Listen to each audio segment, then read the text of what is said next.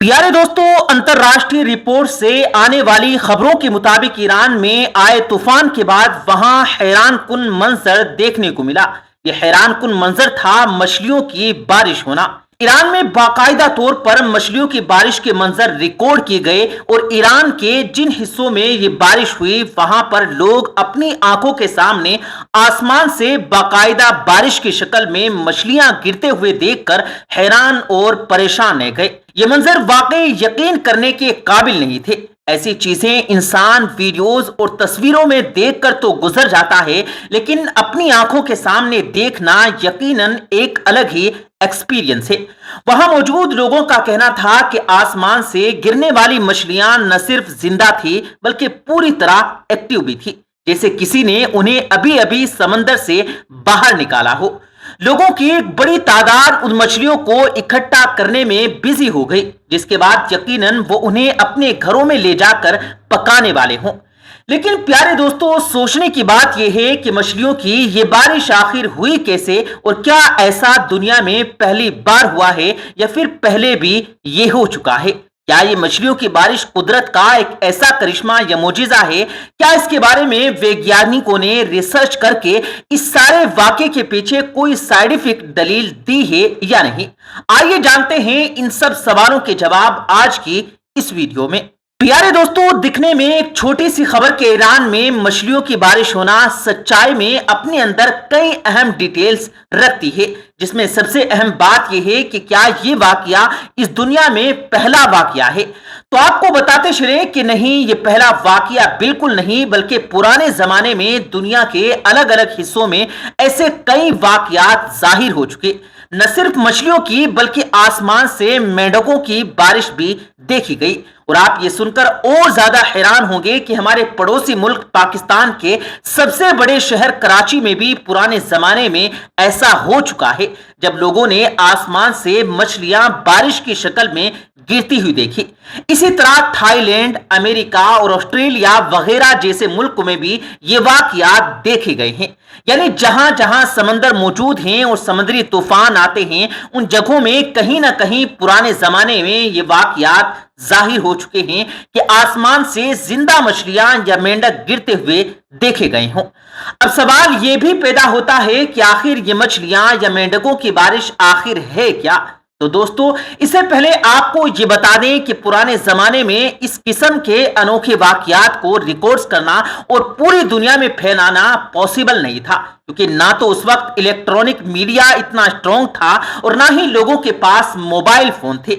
आजकल तो पल भर में हर चीज की वीडियो सोशल मीडिया पर वायरल हो जाती है। इसके बावजूद भी लोगों की गवाहियों के बाद वैज्ञानिकों ने इस मामले पर रिसर्च करना शुरू कर दी थी कि अगर ये वाकयात सच में हुए हैं तो इनकी क्या वजह हो सकती है। और साइंटिफिक रिसर्च के बाद ये बात सामने आई कि दरअसल ये बारिश टोर्नाडो यानी कि एक बहुत सारे समुद्री तूफान के नतीजे में होती है। जिस तरह जमीनी स्तर पर तेज आंधियां और तूफान आते हैं और उनके नतीजे में बड़े बड़े हवा के भवंडर बन जाते हैं जो बहुत ज्यादा तबाही फैलाते हैं। यहां तक कि घरों की छतें, सड़कों पर खड़ी बड़ी बड़ी गाड़ियां और ट्रक तक हवा में उड़ जाते हैं, जैसा कि हाल ही में दुबई में आने वाले तूफान के बाद देखा गया था। तो प्यारे दोस्तों, इसी तरह के हवा के भवंडर समंदरों में बड़े बड़े तूफान के दौरान भी बनते हैं, जिन्हें वाटर स्पाउट्स कहा जाता है। अगर आप इन वाटर स्पाउट्स लिखकर गूगल पर सर्च करें तो आप आसानी से पानी के इन भवंडरों को समझ सकेंगे कि ये कैसे दिखाई देते हैं।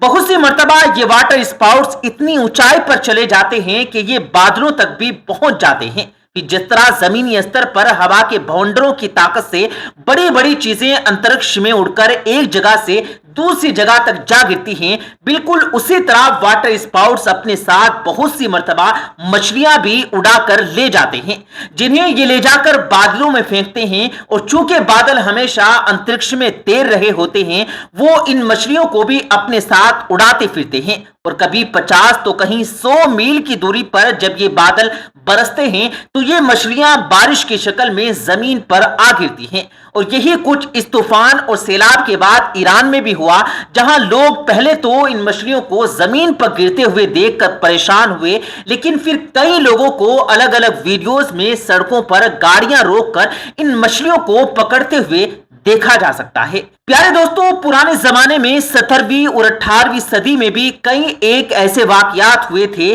पुराने रोम में भी एक मर्तबा इसी मैकेनिज्म के तहत मछलियों की बारिश हो चुकी है और बिल्कुल इसी निजाम के तहत पुराने जमाने में मेंढकों की बारिश भी दुनिया के एक हिस्से में देखी गई थी, जिसके बाद साइंसदानों ने अपनी रिसर्च और इस सारे मैकेनिज्म को समझा।